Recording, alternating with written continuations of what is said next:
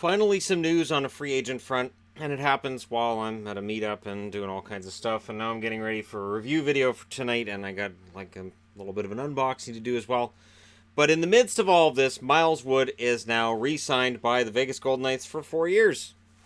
$11 million is the total, and he's worth that. $2.75 million each year for 4 years, and when you look at what he brings to the team, I think 2.75 is useful, especially since New Jersey's not a team that has a cap problem right now. So as long as they keep themselves in the conversation, get into the playoffs, say this year or next year, as long as they show upward momentum, I really think that a guy like Miles Wood signed for a 4-year contract makes total sense. I love contracts that are 2 or 4 years. 2-year bridge are nice.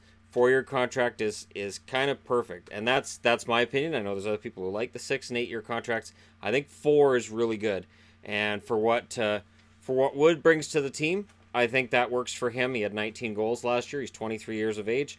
As a very reasonable cap hit for a guy who could score 20 goals, and for the amount of sandpaper he brings. And I know there are people who are going to talk about some of the times he kind of crosses the line, but it's part of his game, and you're not going to get that out of there. Wood is a very good forward, and he's another value add that has become very useful for them as a young kid.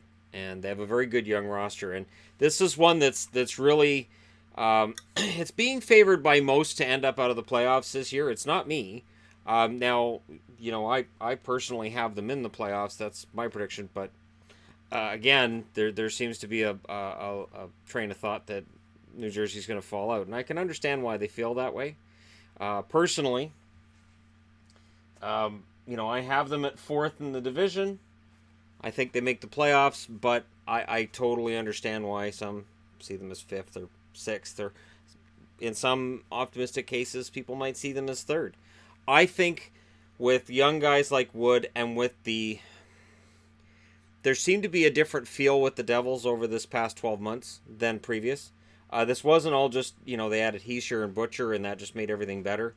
The team just had a different feel to it. And maybe it was because Schneider went down and got hurt and people expected him to kind of fall apart. They rallied around Keith Kincaid, who took a lot of flack early in the year, and rightfully so. His numbers weren't great. But they got it together and they made the playoffs, so Wood ends up benefiting from that.